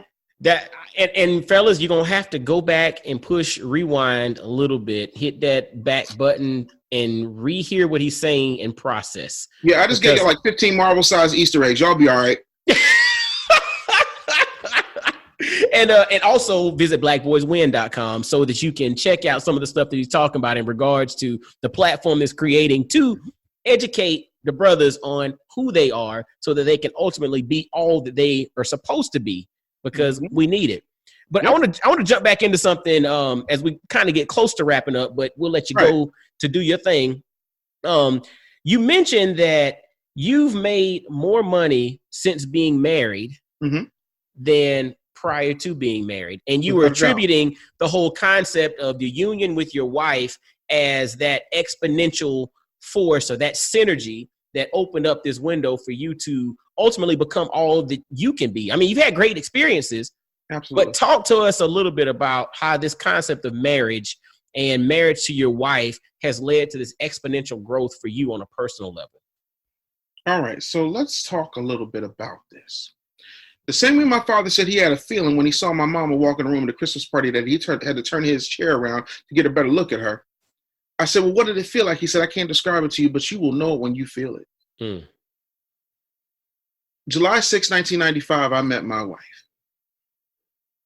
And my wife is a twin. Her twin sister is my best friend. Oh, wow. Yeah, I know. Yes, different interview. We'll go dive into the. Yeah, go ahead. Later. So when I saw my wife, I felt something that I can only describe to you as Highlanders the quickening. It just took over my whole body. And I told her I was going to marry her. I knew that was going to be my wife. I told people that girl's going to have my babies. Everybody told me I was crazy. You know, when we finally, you know, I went out and lived my life. She went out and lived hers. And then we got together and then, you know, bing, bang, boom. But the whole time through college, I was like, Keith Sweat, there you go, telling me no again. There you go. Well, I was Jodeci that, baby, I'm begging, baby, I'm begging, begging, baby. Nothing. Not a date, not coffee, not sitting at the same table in the cafeteria. Nothing. Never gonna get it. Woo, woo, woo, woo. So, you know, everybody told me I was crazy. I'd be like, all right, watch. One day, sooner or later. And when we finally got together, I have never felt more safe. I have never felt more protected. I have never felt more loved. Now, I've had people tell me they love me. I've been told a lot more how people love me, but no one has ever shown me as much as my wife has. Having said that, my wife would be like, don't fuck with that. I don't like that. I'd be like, why? I don't know why, but I got a feeling. Oh, that's enough. When I Mm. heard that, like, you don't know how many pitfalls Wow. my wife has saved me from. I literally, and I talked about this in a live a few days ago. I literally said, this is a few years ago, before the takeoff, for lack of a better term, if there's such a thing as a Dave Anderson business bully takeoff. I said, fuck this shit. I'm just gonna get me a job. She was like, the hell you ain't. I'm like, what you mean? She was like, no, you ain't get no job. I said, what you mean? Dave, every time you go to a job, one of three things happens. One, you go there and you'll do the job. Then somebody will discover who you are. And then they'll either milk you for everything they possibly can and take credit for it, or they'll try to break you and run you out, or you'll say, fuck it, and you'll leave. I've made millions of dollars for companies that'll never give me credit for it. Never. Like, I've literally changed and systematized things that a lot of people use every single day. But going back there was something that she would not allow. And understand that if I wanted to do that, I would, but it doesn't. I've learned over the years, it don't make sense to go against my wife. Not at all. Because she don't want nothing. Like, if I lose, she losing too. If I'm broke, we broke. But add there, it goes back to what you said earlier about how it is such a beautiful thing when you can connect with people who don't want anything from you aside from seeing you succeed. And it's just like, to me, that literally falls in line with that principle right there with your wife. And it's on another level because y'all are connected as one. Yeah, it's trippy, bro. It's trippy because she's not I'm addicted to business. Like, I was doing this shit for free off the top of my head, just trying to go to the strip club and drink for free. Like, I was innovating shit just for the fuck of it. There's certain things that she sees in me that I don't necessarily see in myself because I'm too close. And you cannot see the picture if you're stuck in the frame. Wow. Whoa. You cannot see the picture if you're stuck in the frame. Wow. Woohoo. I'm trying to tell you. And she is just like, when I tell you, Janae is the greatest thing that has ever happened to me. Without Janae, I ain't nobody's husband. Without Janae, I ain't nobody's father. Without Janae, I ain't got time to bully nobody's business. Janae takes a lot of the bullets and she takes a lot of the bullshit, and she has to, bear the brunt of a lot of shit so that I'm able to be what I am to the world. You know what I'm saying? There's a trade-off there. There is. That's a sacrifice. You know what I'm saying? Because this ain't easy work, bro. It's not. And anybody and that's the other thing. Brothers, if I can be so bold. Come on with it. Stop looking at 5 seasons of Shark Tank and a marathon binge of The Prophet and think you got this shit figured the fuck out, because I swear to you, you don't. Okay? Shark Tank, when you're a contestant on Shark Tank, you're there for like an hour and some change just on the floor. And then they chop that down into 8-minute segments. And they will get from that what they want to get from that. When you look at The Prophet, the man's got a team of producers and writers and creative people and graphic people who can make him look phenomenal. So that it's not, and I'm not saying that Marcus Lemonis ain't gifted, he's a very gifted man. And I'm not taking anything away from the Sharks, but the truth is the truth. It gives people a swell that they can just go out here and bing, bang, boom. But you didn't see the 2,300, people per week that Shark Tank turns away. Wow. You see what I'm saying? Like, there's a lot that goes into this. And because you haven't really dug deep, you think that I'll just get up and do it and I'll figure it out. I'm going to Google my way through this. Man, do you realize that we did the math and I probably spent upwards of, and this is a low-end estimate, of $130,000 figuring out how to get here. You understand that? Like, that in and of itself tells you, and that don't include college. That's just investing in yourself. You're just talking about investing in yourself. Investing in myself, figuring out what works, figuring out what don't work. From December 2011 till probably, I would say last month, well over $130,000 just on learning, figuring it out, building systems, destroying shit, putting it back together, seeing what actually is going to make a difference. So it's a lot. So when I say people, that cost the ultimate, that ain't even 10% of what I've put in. So when it comes to my wife, man, like, she don't get it. And if I brought Janae in here right now, which I won't because she's dealing with my youngest. Okay. But if I brought Janae in here right now, she would tell you, I don't get half the shit Dave want to do. I don't fucking get it. But she's brilliant enough and smart enough to know that, one, you shouldn't stand in nobody else's way of doing what they're called to do. And two, she's seen me make the impossible happen. Wow. So she gives me the platform to make the impossible happen. I guarantee you there are geniuses laying on street corners right now. There are people laying on manhole covers. There are people who are sleeping in subways and in nooks and under bridges who are much more intelligent than you and I could ever hope to be. You know what they don't have that I got? The platform to be free enough to do this shit. And that platform to be free enough to do the shit above my mother, above my father, above my brother, above all the tutelage that I've ever had, above my mentors, above Gary Vee, above all these people, is Janae Anderson. I cannot, listen, if my mama didn't carry me around in her belly for 9 months, I could not exist. Wow.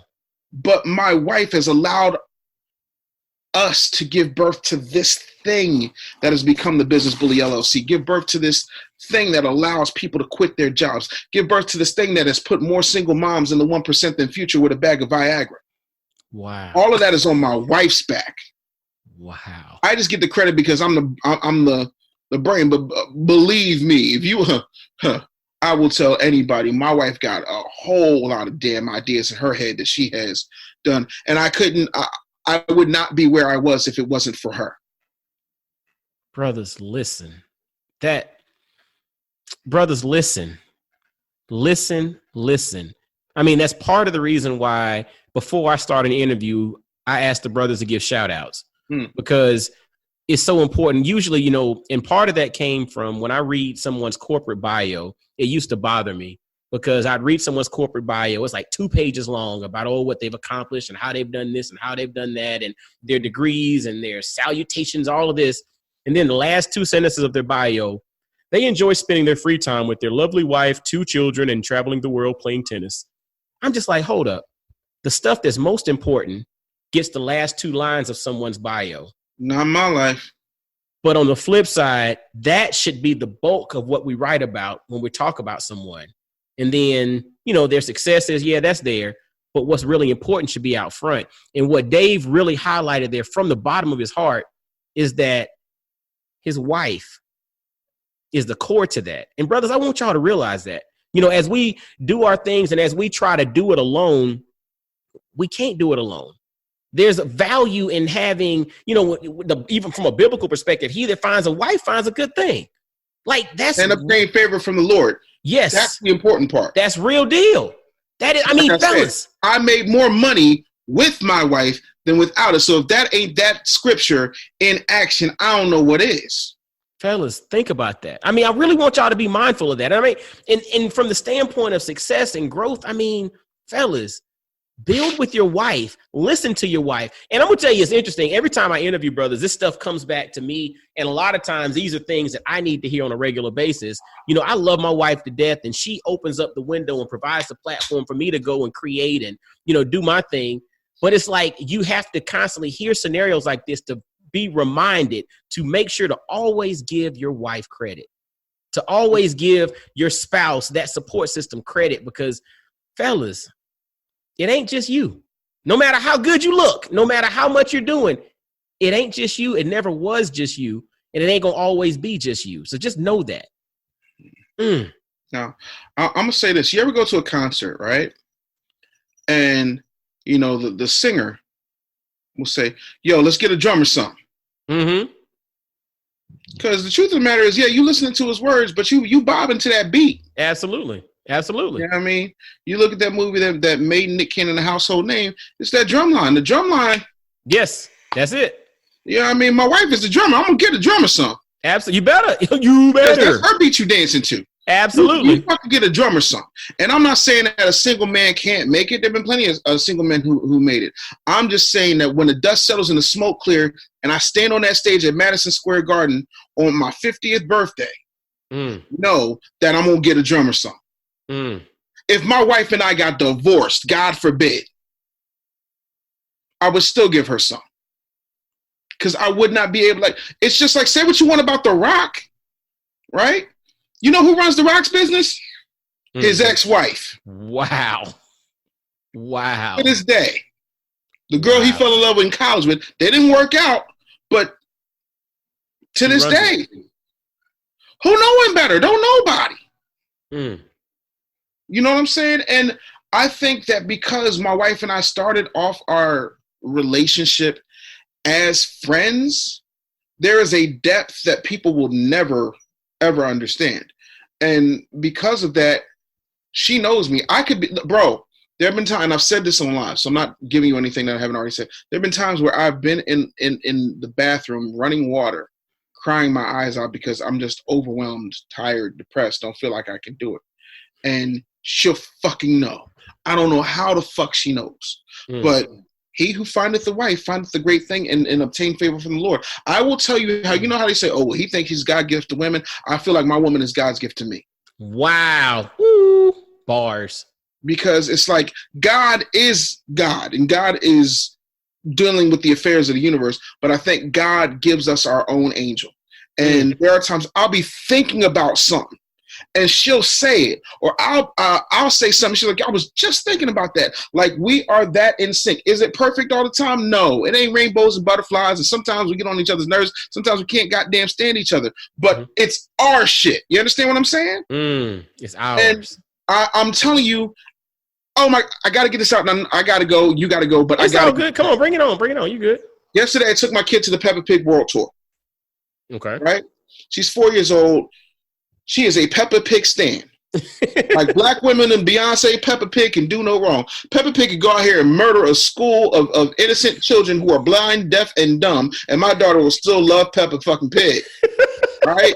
So we've been stalking this Peppa Pig bitch for so goddamn long that we were waiting for her to come close. She'd be in Europe, or she'd be like in North Jersey somewhere we couldn't get to. It was the last minute. So we found these, my wife, Janae, again, Dave, look, Peppa Pig lot. Say no more. Oh, they got VIP? We doing it. So got her third row, Peppa Pig on the floor. She jumping in muddy puddles, mud's getting on my child. Because she deserves that shit. Okay. All right? That's not the point of the story. When I look to my left, and I look to my right, and I looked behind me the first 5, 10, 15 rows, saw a lot of black children, saw a lot of black fathers, didn't see a whole lot of black couples. Let me put that a different way because you might not have caught it. There was a black man with his wife and his black daughter, but his black daughter's mother wasn't black. I'm not telling you that you can't love who you want to love, but in this environment, I'm a big believer that as a black man and as a black father, to make sure that we are with our women. The black woman is God. You know, to the point where there was white people asking, because I'm not famous. I'm a public figure, but I'm not famous. I'm not that dude. Like, I don't eat my own shit. You dig? So the ticket taker was like, "Are you sure you're in the right line?" I'm like, "Oh no, trust me, I'm sure." I showed him. She said, "Oh," you understand? Like, I looked at my wife. I was like, "Yo, I see what you're talking about." Now, statistically, 85% of all black men are married to black women.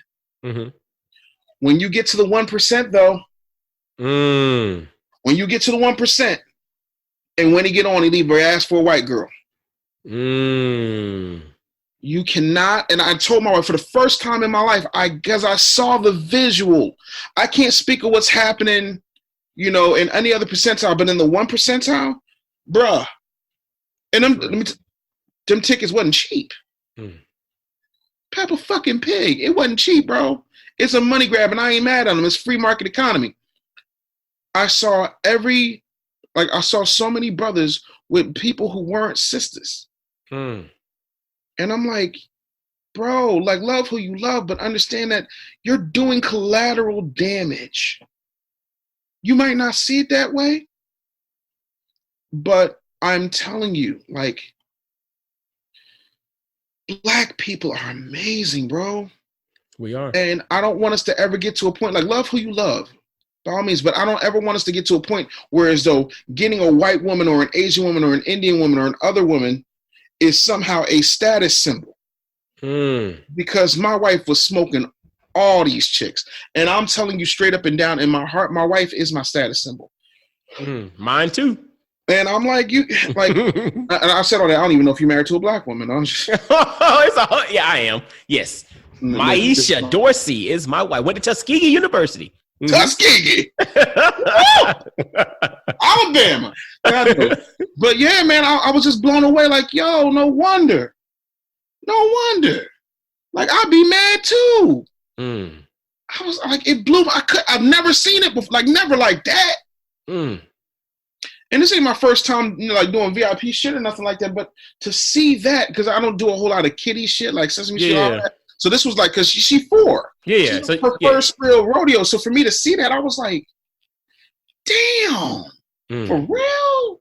That's what we do? Wow. It's powerful.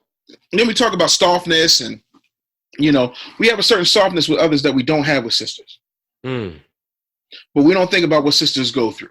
And that ain't to say that sisters are perfect, because there's a lot of fucked up things. Like when you talk about toxic masculinity, then you run the fact that 74% of all homes that don't have fathers, who's teaching these young men to be toxic? You know, so there's accountability on both sides. But I'm talking about Black men who choose others and choose to do it at the expense of Black women. At the expense of. And oh, well, you know, that's why I can't mess with Black women, because they this, that, and the third. Listen, man, we ain't expressive people. Yes, we will cuss you each the fuck out. That's what we do. You know what I'm saying? But we are the only group of people who have to convince ourselves to love ourselves. Oh, fellas, we are the only group of people that have to convince ourselves to love ourselves. That's what I think we got to put a pin in that, because at the end of the day, that's real. And why? And I guess after you hear that, the question is why? When you look in the mirror, do you have to convince yourself to love yourself? And if so, why? Because again, if you walk down memory lane and you look at the history, all the things that we bring to the table, all the beauty, the success, all the stuff that's embedded inside of us, we should naturally love who we are. We should naturally love who we are. Well, fellas, I mean, y'all, before we get out of here, I got to ask you one more question. Sure. We talked about your wife. We talked about your journey and, you know, all the things you've been involved in. But we also mentioned the fact that, you know, you're a dad. This is Black Fathers Now. Yeah. How have all of these experiences come back to impact you as a Black father?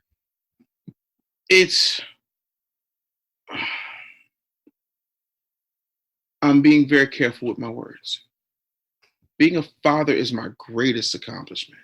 Like, being a daddy and knowing that, like, if I die tomorrow, I know my kids will know that I love them. I'll be sad because I got so much to do, so much that I want to do. Because if God calls me home, he calls me home.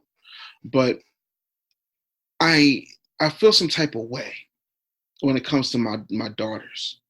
You know, I don't have sons yet. I'm hoping. But not yet. We working on it. Okay, Dad, keep the party going. There it is. What happens is, like, my oldest is 20 now. Okay. So to be an adult father of an adult child is a complete masterclass in mindfuckery. You know, because you see your kids doing things and you're like, yo, I wish you would just listen to me on this one. Just like, you know, and I told my kid yesterday, just out of frustration, and I meant this, and I had to fight back tears because sometimes I don't feel my daughters need my tears and sometimes they do. But I told her, I said, sometimes I wish we could just fast forward to the part where you realize that I'm right and you just do it even though you don't understand, because understanding is not a prerequisite to compliance. But I also understand that you are my kid and you are going to see the world the way you want to see the world, and you're going to experience certain things the way you want to experience them.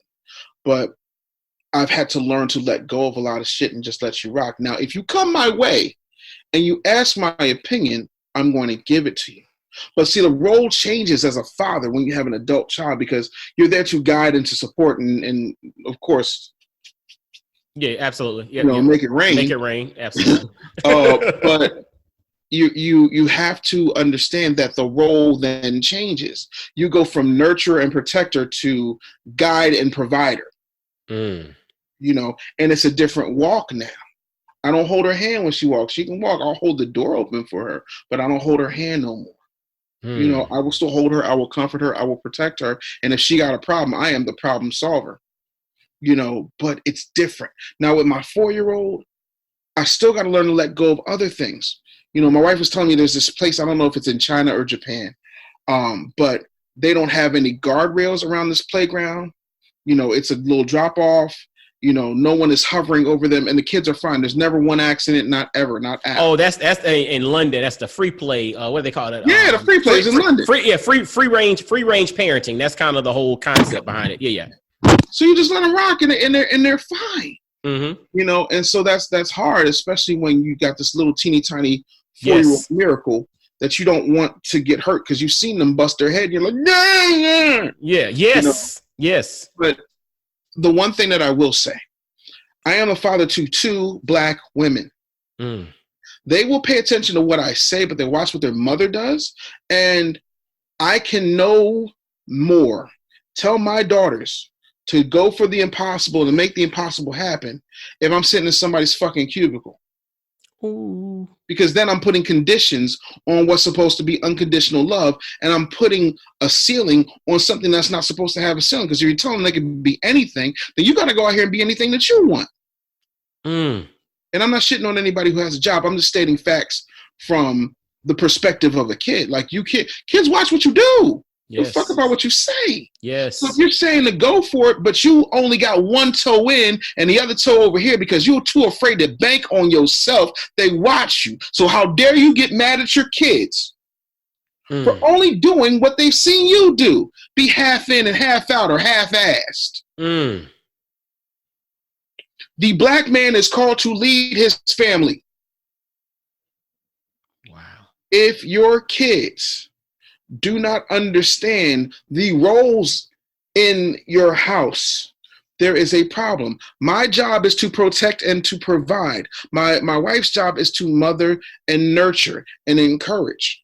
I am the mic. See, this is what makes things great. You can't have, no matter what, you can't have, I'll show you. You can't have 2 plugs. You have 2 plugs, you don't get any energy. Absolutely. A plug has to go into a socket. You understand what I'm saying to you? And then things come to life. So having said that, I will say this. You cannot think that you're going to be able to fully know your role if you're not operating in that role. And you got to be clear on what that role is. And they have to see both, because without one or the other, there's an imbalance. So you got somebody you'll have somebody who's way too hard or way too cynical, or you have somebody who's way too soft and way too nurturing who can get taken advantage of. You need a balance. You need a yin and a yang. You need both perspectives. And especially because not only are they Black, but they're a woman. They already got 2 strikes from birth, bro. So you got to give them every single type of support that you can give them. And to me, it's the greatest, most amazing responsibility, and it's the most frustrating shit I've ever experienced in my life. Because I can't just be like, smarten up, Buttercup, get it done. You know what I'm saying? That don't work. And listen, real rap, right, Mike? People will come at me and they'll be like, well, how you're not pro-college. I'm like, no, I'm not. But then your daughter's going to Howard. I'm like, because she made a choice. She wanted that experience. Absolutely. Who am I to deny her the experiences that she wants out of life? Isn't it my job to provide them even if I don't agree with them? Wow. That's deep. That right there, that little, you got to put a pin in that right there. That thing is deep. Is it my job just to provide even if I don't agree with it? Yes. That's the job. That is the job. But that's a challenging one that I think as dads, as fathers, as Black fathers, we need to really be mindful of and really think about. Again, you might want to pause right there and just reflect on that. Is it my job to support even if I don't agree with? That's worth a full conversation in itself right there. Yeah, I think it's so important, man. Like when I was a kid, I wanted to see He-Man on ice. Mm-hmm. Boy, you went full left field at He-Man on ice. No, I'm going someplace. Okay. And I couldn't. My kid wanted to see Peppa Pig live, and she could. I don't give a fuck about Peppa Pig. Wow. Is it my job to provide, even if I don't agree? I don't give a fuck about Peppa Pig. You understand? But she did. What if I drop dead tomorrow? At least she knows that I took her to Peppa Pig. At least she knows that I picked her up from school. At least she knows that I played with her and I did bubbles with her. You know, at least she knows that I'm there for her. When she wants a hug, I never turn her away. Even if I do Facebook Lives, my kid will pop up on my, hi, people. Like, I don't stop her from that. No, not at all. Because that's you. She's doing what I would do. I'm seeing me. I'll never forget, a man named Harry Lyles told me one time, he said, the great thing about having kids is that you get to live again. I don't live vicariously. He says to me, I don't live vicariously through my kid, but I watch my kid with new eyes. Everything becomes new again. You know, so the excitement of watching two children at two very different stages of life go and navigate life through their lens, not my lens, not Janae's lens, but Dorian Devlin's lens. That to me is like, it's an honor and a privilege, but it's hard as fuck, bro. It is. It's hard as fuck, but I wouldn't trade it for nothing. Listen, as much as I credit Janae with my abilities to do this shit, I got a constant reminder of what needs to be done because of my kids. Because ain't no paycheck coming in here. If I don't kill it, they don't eat. You know, and so that's the thing. So I got all these factors that I feel are unfair advantages over most people because I look at these things like I said, everywhere I go, I burn the bridges and the boats and I take over. I said, there's no tomorrow, there's no going back. This is what that is. You know, and so being a Black father is the main reason why I got to be the business bully. There's no other way to put it because I can't provide to give my kids their best Black life if I'm not doing, you know, this Black ass shit that I'm doing. And on that note, fellas, y'all need to make sure to check my man out, Dave Anderson. And the best way to get in touch with you, man, is what's the best way for the brothers to follow and get in touch with you? Well, on Instagram, it's The Business Bully. On Facebook, it's The Business Bully. If you want to talk about coaching and you're ready to have the will and the check, the will and the check. Two things. You can go to bit.ly/bully growth. And we can definitely set up an appointment. You can talk to me and my team, and we'll help you get clear on your message, get clear on your vision, and help you build, you know, a business to add to the millions that I've already helped generate for Black folks out here. Fellas, literally follow The Business Bully on Facebook, on Instagram, or you can hit bit.ly/bully growth for a coaching call if you're in a position to do the work. And if you're in the position to write the check, hit bit.ly/bully growth for a coaching call with Dave and his team and jump into the 1%. You know what I'm saying? Because the brother's going to take you there. And listening to his experience, listening to his story, understanding his heart. The brother has the heart of a teacher. He has the heart for success. But he also really wants you to win. And also, hey, let's not forget, visit blackboyswin.com. You can go visit blackboyswin.com and you can donate. You can check and see what he has going on. But be a part of this. And if you do reach out to him, make sure you let him know that you heard about him. If you don't know him already, on Black Fathers Now. Let him know you heard about him on Black Fathers Now. And make sure to support this brother, man, because we got to make sure the right people win and the right people win big, because that's how we as a society are going to grow. So, Dave, brother, I thank you so much for taking time to jump on and hang out with us today, my man. Bro, Mike, it's just, I have enjoyed this talk a lot. This was cleansing. Man, dude, it's been cleansing, informative, helpful, and therapeutic for me as well. So, fellas, make sure to visit, follow Dave Anderson again. Follow the Business Bully on Facebook and Instagram.